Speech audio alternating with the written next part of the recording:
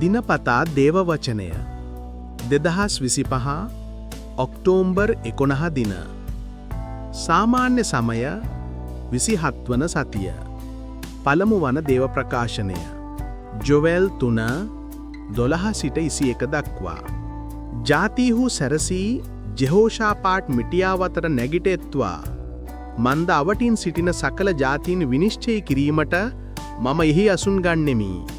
අස්වැන්න පැසී ඇති බැවින් දෑකැත්ත යොදන්න. මිදියන්ත්‍ර පිරී ඇති බැවින් ඇතුළට ගොස් පාගන්න. ඔවුන්ගේ නපුරුකම් අධික බැවින් බඳුන් උතුරා යයි.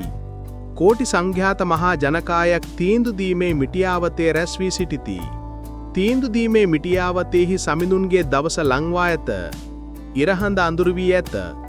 තරුවල දීප්තිය නිවී ගොස් ඇත. සමිදානෝ සියෝන්හි ගර්ජනා කරනසේක. ජෙරුසලමේ සිට හඬනගනසේක. අහසත් පොළවත් කම්පා වනු ඇත. එහෙත් සමිදානෝ සිය සෙනගට රක්ෂා ස්ථානයක් වන්නසේක. ඉස්රායල් ජනයාට බලකොටුවක් වන්නසේක. ඉස්රායල් ජනයනී මෙසේ මා ඔබේ දෙවි සමිඳුන් බව ඔබ දැනගන්නහුය. මම සියෝන් නම් මාගේ ශුද්ධ කන්දේ වැඩවාසය කරමි. ජෙරුසලම ශුද්ධ නගරයක් වන්නේය. විජාතිහු මින් පසු එය මැදින් නොයන්නාහුය. එකාලේදී කඳුවලින් මිදියුස වැස්සනු ඇත. හෙල්වලින් කිරිගලා යනු ඇත. ජූදාහි සියලු ඇලදොලවල වතුර පිරෙනු ඇත. සමිඳුන්ගේ මාලිගාවෙන් උල්පත් මික්ම ශිට්ටිම් මිටියාවතට වතුර දෙනු ඇත. ජූද වැසියන්ට බලහත්කාරකම් කොට ඒ රටේ මිනිසුන් මරා දෙමු නිසා මිසරදේශය පාලුකරයක් වන්නේය. ඒදොම් රට මරුකතරක් වන්නේය. ජූදාහි සදහටමද ජෙරුසලමේ පරම්පරාවෙන් පරම්පරාවටද සෙනග වාසය කරනු ඇත. මන්ද සමිදානෝ සියෝන් කන්දේ වැඩ වාසය කරනසේක.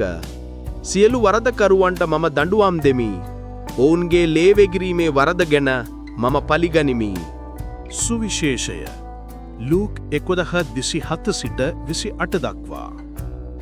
උන්වහන්සේ මෙවදන් පවසද්දී සමූහයා කෙරෙන් එක් ස්ත්‍රියක් හඬ නගා ඔබ දැරූ කුසයද ඔබට කිරිදුන් පියයුරුද භාග්‍යවන්තයයි උන්වහන්සේට කීවාය. උන්වහන්සේද එසේ අය දෙවියන් වහන්සේගේ වචනය අසා එය පිළිපැදින අය ඊටත් වඩා භාග්‍යවන්තයයි වදාළසේක.